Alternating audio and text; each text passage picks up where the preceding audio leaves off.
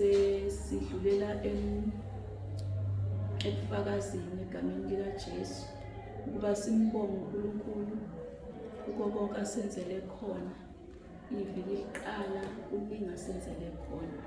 Nami ngilana nje nginokufakaza okuningi engingabusho uNkulunkulu ukuthi ungenzeleni evikini.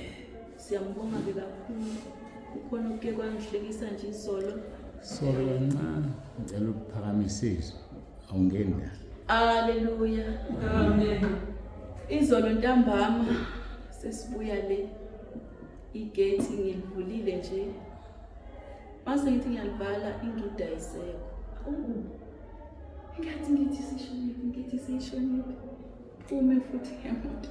Ngibhekele mall. Ngithi sengiyoyithenga.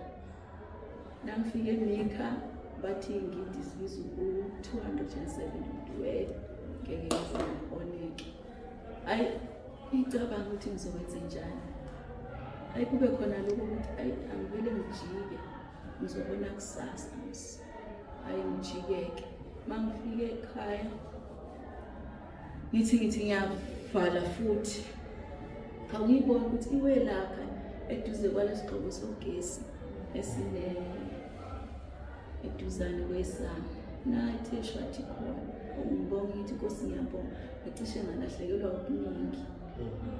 Ngiyambonga ke kakhulu uNkulunkulu nalapha emsebenzini la ngisebenza khona.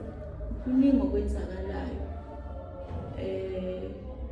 Ngake ngasho ukuthi sisakhuleka emkhulekweni noma emkhosini ka21 days ngoJanuwari. Ecelweni zami sasikhona esasithi abantwana bami engathi bangavikeleka la ngiclass teacher khona. Ayi nangempela bayavikeleka, akekho ogulayo.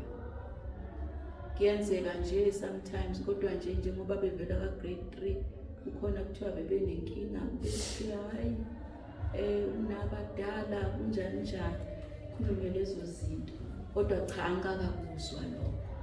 Haleluya. Uthe ngelinye ilanga nje evikini ke siyathandaza ke.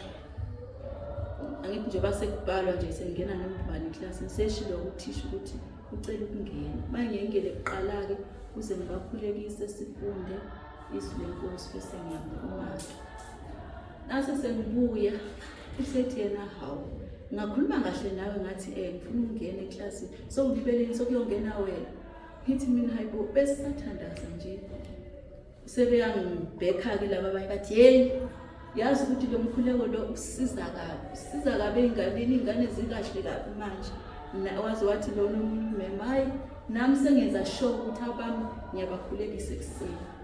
Siyambonga kakhulu kuNkulunkulu ngasenzele khona egameni likaJesu ukuba asithumele ubaba uNsibande akhulume izwi lenkosi egitshelwe uJesu. Siyambonga kakhulu. Ngalamazwi ngiyacela ukuthi siye sifakaze noma simbonge uNkulunkulu nathi sonke ngalokho uNkulunkulu asenzele khona. Ngibonge nanokuthi sibaningi namhlanje khona nabavele eBackville. Siyambonga uNkulunkulu nabanye. Siyambonga kakhulu uNkulunkulu ngabo. Siyacela ukuthi bazizwele bekhululekile eLadysmith branch. Siyambonga uNkulunkulu. Sithi uJesu Kristu inkosi. Jesu Kristu inkosi. Umuntu ofakazayo uyaziyela. Acula